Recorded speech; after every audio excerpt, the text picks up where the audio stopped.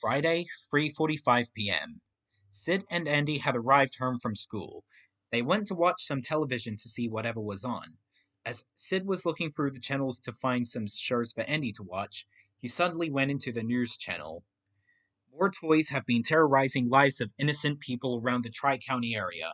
A piggy bank has murdered 5 hikers in the Himalayas. A Tyrannosaurus Rex has bitten many museum tourists.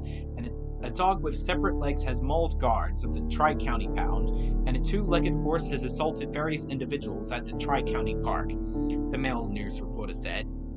Wait, those toys sound familiar to me, Andy sparked. What do you mean? Sid asked.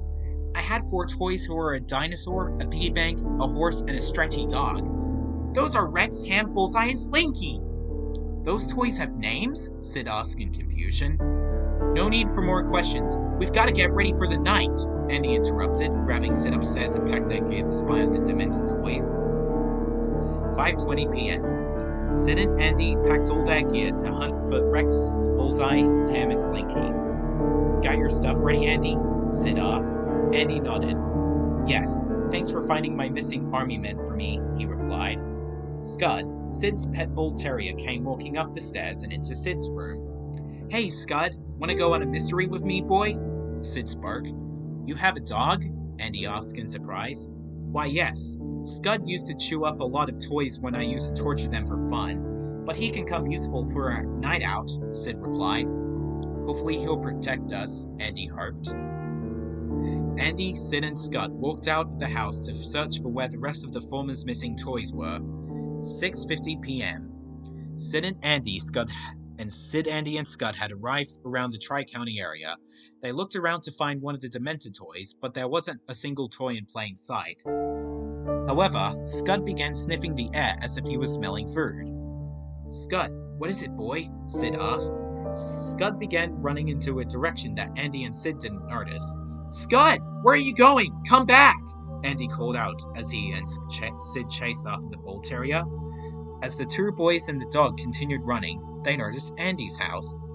Is that my house? Asked Andy sadly. This is your home? Sid asked back. Andy hung his head down and shed a small tear. Yes. This was my home.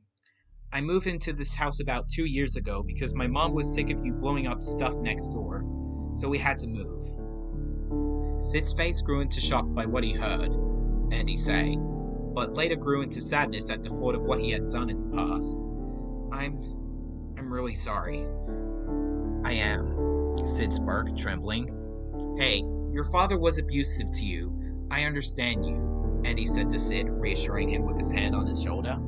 Say, why don't we follow Scud into the house and find some more army men that you might have missed? Scud walked to the broken door as Sid and Andy followed from behind. What do you sense, boy? Sid whispered and asked. Scud continued sniffing the air until he found an army soldier inside the broken television. Good find, Scud, Andy said in glee. Andy walked over to the cheered up army soldier and passed it to Sid to put in his backpack. Hey, why don't we look in the basement? There might be more of my army soldiers in there, asked Andy. The boys decided to look into the basement to find any army men. As they were about to go down the stairs, they heard 2 voices talking from down the stairs. Do you hear something upstairs? I think I hear it too. I hope no one has stolen one of the army men for our leader. Hide! Quick, boy, quick! Sid whispered, demanding Scud to follow him and Andy to hide with him. The boys and Scud went up the stairs leading to Andy's room and the attic. Andy opened the ceiling attic door for Sid and Scud to hide in. The 3 climbed in and closed the door quickly before the 2 voices could see them. Those 2 voices belonged to Rex and Ham. Rex no longer had his childish, dissonant voice. He had a deep and macho voice since he became possessed. He even had his head and legs put back on. There are some intruders in this house. I know it, Rex thought. Well, we better go get Slinky and Bullseye to look for those intruders. Come on, Ham ordered. He and Rex walked off to find Slinky and Bullseye. Sid, Andy, and Scud were up the attic, eavesdropping on the conversation. Those might have been my toys, Andy spoke. I had a feeling some of them were in there, Sid replied. Andy got on his feet quietly to find something he forgot long ago. He found a box with a name George. Who's George? He asked. He opened up the box and found some old belongings. There was a man in a photo frame with a kindergartner boy holding a Woody doll. Is that kindergartner supposed to be me? Andy asked. Sid walked up behind Andy to inspect the box. Inspecting the photo clearly, he noticed that the man in the photo had a tube up his nostrils. Andy's face grew into brief sadness. Is that man my dad? He asked rhetorically. That was your dad? Sid asked. Andy looked back at Sid, not saying a word. He looked up inside the box to find something else, and he found an old tape recorder and an old cassette. He read the label on the cassette, and it's read, George Davis's last message. Andy came to the full realization. That man in the photo was his father, and that kindergartner holding Woody was him. Sid offered to help Andy put the cassette into the tape recorder so they could listen to it. Andy pressed the button to start playing the audio message. Hello, Andy. I'm sorry I can't see you at the birth of your little sister for personal reasons since I'm in a different hospital, but at least you will. I'm sure she is going to love you. I promise. Your mother will take good care of you from now on, but I won't anymore. But will you take good care of my old toys that are Woody, Slinky Dog, and Mr. Potato Head for me? They're no longer mine. They're yours now. If you're old enough, maybe when you finally become a teenager, you can hear this message so you can remember me. Thank you, Andy. I love you. The audio recording then stopped. Andy's heart was shattered. His eyes watered with tears before he finally curled into a fetal position and sobbed quietly. He began to feel emotional, too, after hearing that heartfelt recording. He went to put a reassuring hand on Andy's shoulder, shedding a tear. Scud even felt devastated. He walked up to the boys and nestled with them to comfort them. I remember him now. My dad was alive before Aunt Molly was born, Andy sniffled. Andy cried softly some more as Sid gently embraced him and Scud lay next to the boys. Hey, Andy, look at me. Whatever happened in the past happened. I'm sure your father was very kind, unlike mine, Sid told Andy with the intent to reassure him. Because my dad, he was an alcoholic. Sid wiped away his tears after mentioning his father, making Andy comfort him back. The two boys then stood up and smiled warmly at each other, realizing they had a thing in common. Disappeared dads. You know, we have a thing in common, Sid spoke. Yes, we have missing fathers, Andy said with a smile, not crying anymore. The two boys hugged each other, accepting each other as friends. Say, why don't we find more army men to collect? Asked Andy. Sid smiled with determination, so the boys and Scud opened the attic door and quietly climbed down. Sid crouched down, telling Andy and Scud a plan. Andy, you go inside the basement. Scud, can you look in the kitchen for me? And I'll look in the garage. The trio split up to find army men. Andy stepped down the stairs of the basement. He found a soldier on the shelf of the tools. Before he grabbed the soldier, he suddenly noticed a Dachshund's corpse on the ground. It was Buster, Andy's pet dog. Buster, no, Andy choked, trying to not cry. I've got to get out of here.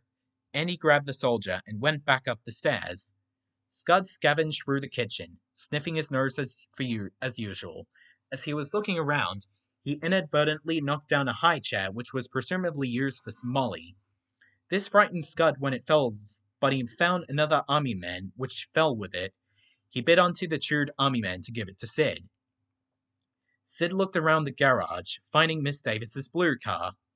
That's a nice car, but I can't steal it. I'm too young to drive anyway, he whispered.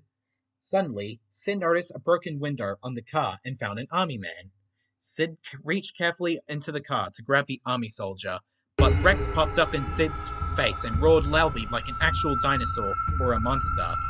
Sid fell backwards in shock, but he managed to have gotten the army soldier in his hand. He ran to the door, opened the door, and locked it so Rex wouldn't attack him. Andy, Scud, did you find any army men? Sid called. Andy and Scud ran to him, with the army soldiers they found in the basement and kitchen respectively. Sid, you sounded worried. What's wrong? Andy asked in concern. I found a dinosaur, Sid replied. A dinosaur? That's Rex, spoke Andy. Ham came walking in with Slinky and Bullseye. The former was separated from his halves, but he had a new set of coils attached to him, while the latter managed to stand on two legs, having lost two others, and like Woody and Jesse, had his eyes scratched out. Hello, Sid, Ham chuckled. Sid gasped, turning around to see Bullseye, Ham, and Slinky. How do you know my name? He stammered. Oh, Potato Head, the rest of Andy's toys and I knew you long ago before we moved to this new house and stay with Andy. We advise you to give us the Green Army Men back, or else. Ham threatened. Andy gasped in surprise and shock at the same time. Rex? Ham? Slinky? Bullseye? You're all alive? Andy spoke softly. Andy? Rex, Ham, and Slinky asked in unison. Yes, it's me, your owner. Remember me? I escaped the disaster that happened 2 weeks ago, Andy kindly said, crouching down. Rex slowly approached Andy, which made the latter happy. Andy? Is it really you? Rex asked. Andy held out his hand to hold him. He was about to relive the happy days of his playtime with his toys now that he supposedly reunited with his remaining toys. But as Rex got the closest, he suddenly gnawed at Andy's hand. Andy started screaming in pain, realizing that Rex's teeth had become very sharp since he became demented. He flailed his arm, trying to fling Rex off. Sid was shocked, but he managed to build up bravery by yanking Rex off of Andy's hand and throwing him out of the window. Andy cried in pain, holding his wounded hand. Andy's hand was bleeding from the bite Rex instigated, also leaving a bite mark. Andy, let me look at your hand, Sid demanded. Oh my god, this is not good. Slinky, attack! Ham yelled. Slinky ran towards Sid and wrapped himself around him. Slinky grinned evilly at Sid, staring straight into his hazel eyes. Hey! Get your dirty coils off of me, you mangy mutt! Sid growled. You're not gonna escape this time, Sid. You're not! Slinky chuckled. He began to strangle Sid with his coils, making him choke. Sid! Andy exclaimed, but he had the urge to build up bravery and save Sid like how he saved him from Rex. Sid pulled Slinky by the tail and the head and pushed him down from both where their ends met, making them crash into each other. Come on, we've got to get out of here, Sid reminded. Sid opened the door, and he and Andy ran out. Suddenly, Bullseye came running between both their legs and blocked their path with a menacing glare. Good boy, Bullseye. Don't let those boys escape, Ham called from inside the house. Andy and Sid looked from behind, seeing Ham smiling evilly at the boys. They then put on worried looks, wondering what to do now. This moment, Scud came charging between the boy's legs and bit Bullseye on the body, shaking him around violently before throwing him towards a dustbin, scoring a shot. Good boy, Scud! Don't let those toys kill us! Sid called before Scud came walking up towards him and the former patted him. But seriously, let's get out of here, Andy exclaimed. The boys and Scud then evacuated the residence to come home. I'll catch you in the morning, you meddling boys and your creepy dog. In the morning! Ham yelled angrily, wanting revenge. Sid, Andy, and Scud walked to a field with a tree with a tire swing. Andy fell to his knees and grunted. Sid noticed and turned around.